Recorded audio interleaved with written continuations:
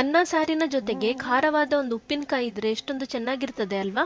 ಈ ವಿಡಿಯೋದಲ್ಲಿ ಕ್ವಿಕ್ ಆಗಿ ಮಾಡೋವಂತ ಹಾಗಲಕಾಯಿಯ ಉಪ್ಪಿನಕಾಯಿಯನ್ನು ಹೇಗ್ ಮಾಡೋದು ಅಂತ ಈಗ ನೋಡೋಣ.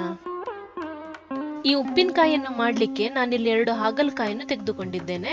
ಇದನ್ನು ಚೆನ್ನಾಗಿ ತೊಳೆದುಕೊಂಡು ಸ್ವಚ್ಛ ಮಾಡಿದ ಬಳಿಕ ಈ ರೀತಿ ಚಿಕ್ಕ ಚಿಕ್ಕ ತುಂಡುಗಳನ್ನಾಗಿ ಕತ್ತರಿಸಿಕೊಳ್ಳಿ. ಮೊದಲಿಗೆ ನಾನು ಈ ಹಾಗಲಕಾಯಿಯ ತುಂಡುಗಳನ್ನು ಒಂದು ಬೌಲ್ಗೆ ವರ್ಗಾಯಿಸಿಕೊಳ್ತೇನೆ. ಇದಕ್ಕೀಗ 1 ಟೀ ಸ್ಪೂನ್ ಅಷ್ಟು ಉಪ್ಪನ್ನು ಹಾಕಿಕೊಳ್ಬೇಕು. ಉಪ್ಪು ಹಾಕಿದ ಬಳಿಕ ಇದನ್ನು ನೀವು ಚೆನ್ನಾಗಿ ಬೆರೆಸಿಕೊಳ್ಬೇಕು.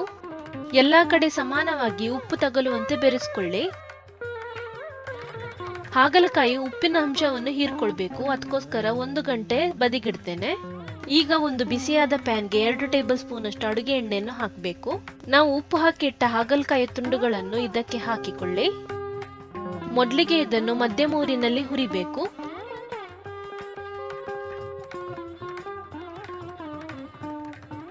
ಸ್ವಲ್ಪ ಹೊತ್ತಿನ ಬಳಿಕ ಉರಿಯನ್ನು ಕಂಪ್ಲೀಟ್ ಆಗಿ ಕಡಿಮೆ ಮಾಡಿಕೊಳ್ಳಿ. ಇದಕ್ಕೆ ಮುಚ್ಚಳವನ್ನು ಹಾಕಿಕೊಂಡು 5 ನಿಮಿಷ ಬೇಯಿಸ್ಕೊಳ್ತೇನೆ. ಇದನ್ನು ಕಂಪ್ಲೀಟ್ ಆಗಿ ಗರಿ ಆಗುವ ತನಕ ಸಣ್ಣ ಊರಿನಲ್ಲಿ ಹುರಿತಾ ಇರಬೇಕು. ಈ ಮೆಥಡ್ ನಲ್ಲಿ ಹಾಗಲಕಾಯಿಯನ್ನು ಹುರಿಲಿಕ್ಕೆ ಟೈಮ್ ಸ್ವಲ್ಪ ಜಾಸ್ತಿ ಬೇಕಾಗ್ತದೆ, ಆದ್ರೆ ಎಣ್ಣೆ ಸ್ವಲ್ಪ ಕಡಿಮೆನೇ ತಗುಲ್ತದೆ. ಇದ್ ನೋಡಿ ಈ ರೀತಿ ಆಗ್ಬಿಟ್ಟಿದೆ. ಇದನ್ನ ನೀವು ಒಂದು ಡಬ್ಬಕ್ಕೆ ಹಾಕೊಂಡು ಎಷ್ಟು ದಿನ ಬೇಕಾದ್ರೂ ಫ್ರಿಜ್ ನಲ್ಲಿ ಸ್ಟೋರ್ ಮಾಡಿ ಇಡಬಹುದು. ನಿಮ್ಗೆ ಬೇಗನೆ ಇದನ್ನು ಹುರಿಬೇಕು ಅಂದ್ರೆ ಇದರ ನೀರಿನ ಅಂಶ ಎಲ್ಲ ತೆಗೆದು ಡೀಪ್ ಫ್ರೈ ಮಾಡಬಹುದು. ಸದ್ಯಕ್ಕೆ ನಾನು ಇದನ್ನು ಬದಿಗಿಡ್ತೇನೆ ಮತ್ತು ಈ ಉಪ್ಪಿನಕಾಯಿಗೆ ಬೇಕಾಗಿರುವ ಮಸಾಲೆಯನ್ನು ರುಬ್ಬಿಕೊಳ್ಳೋಣ. ಮೊದಲಿಗೆ ಒಂದು ಪ್ಯಾನ್ ನಲ್ಲಿ 1 ಟೇಬಲ್ ಸ್ಪೂನ್ ಅಷ್ಟು ಅಡುಗೆ ಎಣ್ಣೆಯನ್ನು ಹಾಕಿ ಇದಕ್ಕೆ ಸಣ್ಣ ಗಾತ್ರದಷ್ಟು ಹಿಂಗನ್ನು ಹಾಕಬೇಕು. ಹಿಂಗಿನ ಜೊತೆಗೆ 8 ಬ್ಯಾಡಗಿ ಒಣಮೆಣಸನ್ನು ಹಾಕಿ ಇವೆರಡನ್ನು ಗರಿ ಆಗುವ ತನಕ ಚೆನ್ನಾಗಿ ಹುರಿಬೇಕು.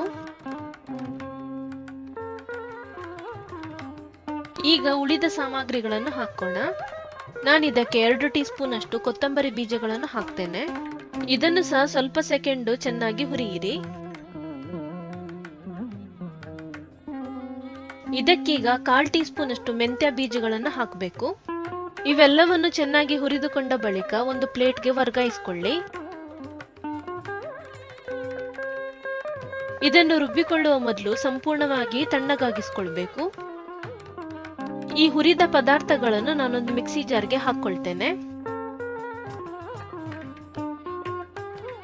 ಇದಕ್ಕೆ ಒಂದು 1/4 ಟೀ ಸ್ಪೂನ್ ಅಷ್ಟು ಅರಿಶಿನ ಪುಡಿಯನ್ನು ಹಾಕೊಳ್ಳಿ.